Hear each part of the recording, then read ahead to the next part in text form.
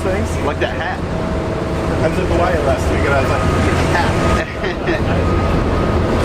It's like you just finished playing poker in Miami or something.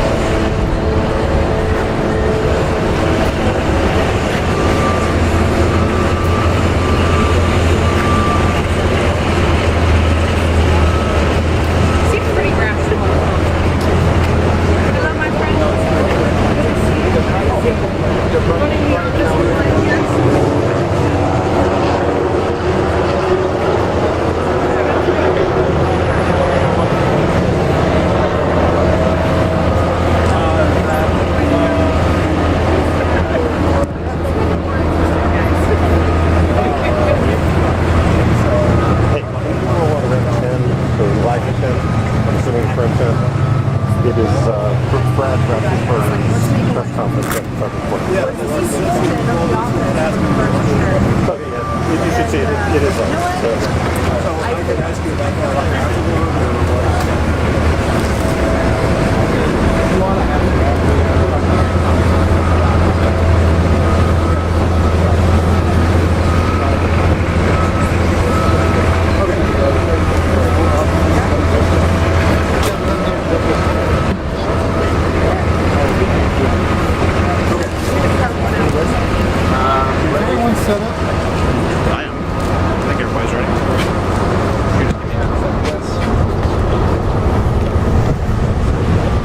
ready?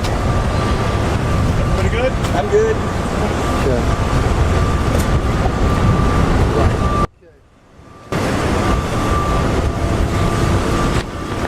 Well, good morning, everyone. I'll try and speak loud so you can hear me. Some of that construction traffic, construction noise, but thank you for joining me here today. I'm here to announce new steps I'm taking that will enhance the security of the vote in Georgia. Several weeks ago, I announced that we had completed our first citizenship audit of Georgia's voter rolls. We found more than 1,600 individuals who had attempted to register, but who were potential non-citizens. Though that spanned over 20 years, that 20-year period of time, 80% of those actually attempted to join the voter rolls since 2016 alone. I have since referred these individuals to the State Election Board and local prosecutors for further investigation and possible prosecution. Today I'm announcing that I will be taking this part of the regular process of Georgia's election and making it part of our regular process. Over the coming weeks and months, we will begin checking all attempted registrants who are tagged as potential non-citizens by the Department of Homeland Security with the U.S. Department of Homeland Security saved database as a normal part of the process of voter registration. My office will be working with the Department of Driver Services to get the alien registration numbers of any individuals who attempt to register to vote but come back as potential non-citizens. As we did with the full citizenship audit of the voter rolls earlier this year, we will then be putting each potential non-citizen registrant through the U.S. Department of Homeland Security's SAFE database to check on their citizenship status. That's a win for election security. That's a win for election integrity for the people of Georgia. We are making it clear that if non-citizens attempt to register to vote, we will stop them before they get on the voter rolls. We will investigate and we will prosecute. Registration by non-citizens of felony punishable by 10 years in prison and up to $100,000 in fines. I am committed to ensuring that Georgia's voting list remains clean, accurate, and this is a new step that will make it and be an important part of that. By checking new registrations, new potential registrants against the SAFE database in real time, we will help ensure that our election stays secure. The voters of Georgia can have confidence that their elections are accurate, that only eligible voters are able to cast ballots, here in the Peach State. This is part of the reason we are here today. This is part of the reason that we're here today, rather than the Capitol, where I usually hold the press conferences. Because just behind me is the Richard Russell Federal Building, where groups of individuals come here several times a year to be naturalized as U.S. citizens. Those individuals followed the rules. They waited their turn. They earned the right to cast their ballots like every other American citizen. Adding this election security measure will help ensure they get on the voter rolls and that they can share their voice at the ballot box. Regrettably, there are also things going on in this building that will undermine this common sense election security measure. In the building behind me, Stacey Abrams' Fair Fight Action is suing my office to end citizenship verification of the voter rolls altogether. While I'm taking steps to stop non-citizen voting and non-citizen registration in its tracks, Abrams and her allies are working to open the floodgates for all non-citizens to get on the voter rolls. While I'm taking steps to honor and respect the value of American citizenship, Abrams and her allies are trying to make it meaningless. Removing citizenship verification, as Abrams and her allies are trying to do in court, will undermine confidence in the vote and the integrity of our voter rolls. If citizenship verification is removed, what will prevent non-citizens from getting on the voter rolls, accidentally or on purpose? Abrams may be on a reckless quest to make the, quote, documented and undocumented, unquote, and that's her quotes, part of the liberal blue wave, but I will fight to uphold the integrity of Georgia's election laws until the Supreme Court, if I have to. This step will make our elections more secure and helps keep our voter rolls accurate. It recognizes the value of citizenship and helps ensure that non-citizens don't get on our voter rolls. But perhaps more, and most importantly, checking all potential citizens through the DHS database upholds confidence in the system. It also ensures integrity of Georgia's elections. Thank you. Do we have any questions? Related or unrelated?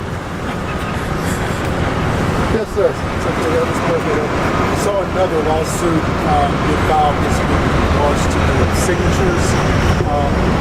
Just want to get your reaction to that lawsuit and challenge the process. Well, absolutely pushing back and fighting that. That is actually Mark Elias, and Mark Elias has 4 pillars, and they all reflected, are circled around absentee voting. And one of those is to remove signature match. When you fill out your application, you fill out that envelope, you're putting an oath. And we believe that the appropriate role as the General Assembly put into state law is that you have a wet ink signature to verify that this is your application. We intend to meet him and beat him in a court of law. There are a number of candidates who are asking the state election board to sidestep the Dominion voting machines in this election and use emergency hand-marked paper ballots. Do you think the election board should consider that? No, I don't, because if you look in the past election, President Trump actually got more votes on the Dominion voting machines than any other candidate. But also, we did a 100% audit, and we can recount everything. But when it prints out the ballot, you can look at what you have, and then you would put it into the scanner. And the counties do LNA testing before they use that equipment, and then post-election they'll do additional audits of the machine like they did back in 2020. Has the passage of time made those machines more vulnerable to hacking? No, the machines have been secured, and anyone can verify and does verify their vote. They make their selection on the ballot marking device, they print it out, they look at who they want to vote for. That's who you want to vote for, that's what you put on the scanner, and that is what is recorded. And that has all been checked before the election day, it'll be checked after election day, and then we can audit any election like we did in 2020. There's a professor who filed a report named Halberman who described how he hacked into a Dominion voting machine, and that's redacted as part of a court record. Yeah, unfortunately it's redacted. We'd like to see the full report, but I do know he had 8 to 12 weeks of full access with that. You also got all the source codes. And I think even some of the people here that may not be as savvy on computers as that professor is, if you had all the source codes, you could probably do some major hacking. If you had 8 to 12 weeks to figure it out, you'd probably get how-to directions on the internet. So he had unrestricted access, and we need to really compare it to real life, where it is in a secure environment, where they do testing before, they do testing after, and you look at your ballot before you cast it. And remember, your counties have reported some issues. Started early voting on Monday, but there was also a record turnout. How have things gone since from Monday to Tuesday? And you, from the numbers that you've seen so far, does it foretell as far as what you expect from election day? I think the turnout may be. We've had very strong turnout. Obviously, the first day we had 30,000 people turn out to vote. Tremendous engagement with the voters on that. And we had a few minor issues, but you have to understand that the counties run elections, but also some of them had major changes because of the growth we've had in Georgia. So changing some of those county commission lines, changing those state reps, state senators, they resolved most of that by 12 noon on the first day. And there's plenty of other days for early voting, and things are going smooth now. It looks like we're going to have a record year this year for voter participation, and that's a good thing. Thank you very much for coming today. Thanks. Where you end the day ready to take on tomorrow. 11 Alive more